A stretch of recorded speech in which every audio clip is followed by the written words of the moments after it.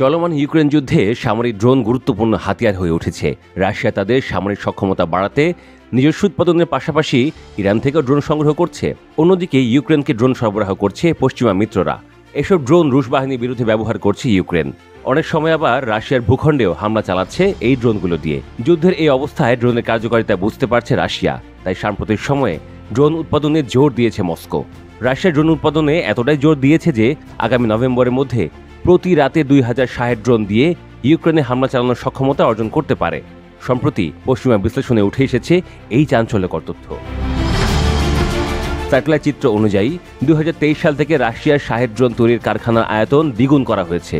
যদিও ইউক্রেন এই কারখানাগুলোতে হামলা চালানোর চেষ্টা করেছে, তবে এখন পর্যন্ত তেমন বড় কোনো ক্ষয়ক্ষতির খবর পাওয়া যায়নি। এদিকে রাশিয়ার ক্রমবর্ধমান ড্রোন হামলা ইউক্রেনের আকাশ প্রতিরক্ষা ব্যবস্থাকে মারাত্মক চ্যালেঞ্জের মুখে ফেলেছে।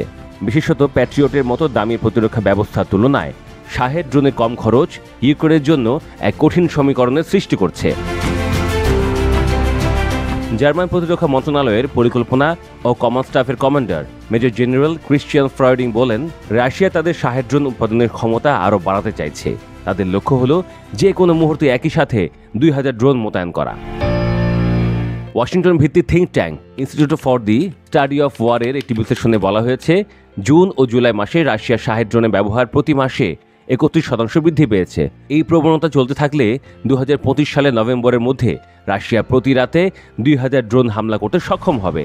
তবে তারা এও জানিয়েছে যে রাশিয়া সম্ভবত এত পরিমাণ ড্রোন দিয়ে নিয়মিতভাবে হামলা চালিয়ে যেতে পারবে না।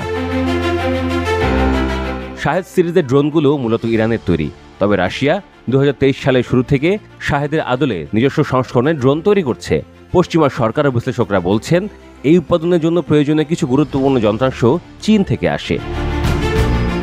এপ্রিল মাসে উপগ্রহ চিত্র বিশ্লেষণ করে ইন্টারন্যাশনাল ইনস্টিটিউট ফর স্ট্র্যাটেজিক স্টাডিজের বিশ্লেষকরা জানিয়েছেন, 2023 সাল থেকে শাহেদ উৎপাদন সুবিধার আয়তন দ্বিগুণ করা হয়েছে।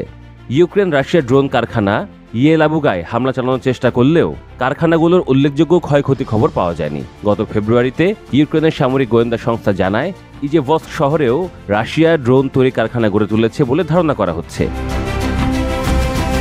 রুশরা যদি আসছে নভেম্বরের মধ্যে সত্যি এক রাতে 2000 ড্রোন হামলার সক্ষমতা তৈরি করতে পারে, তা ইউক্রেনের জন্য মহা চ্যালেঞ্জ হয়ে দাঁড়াবে বলে মনে করছেন সামরিক বিশ্লেষকরা।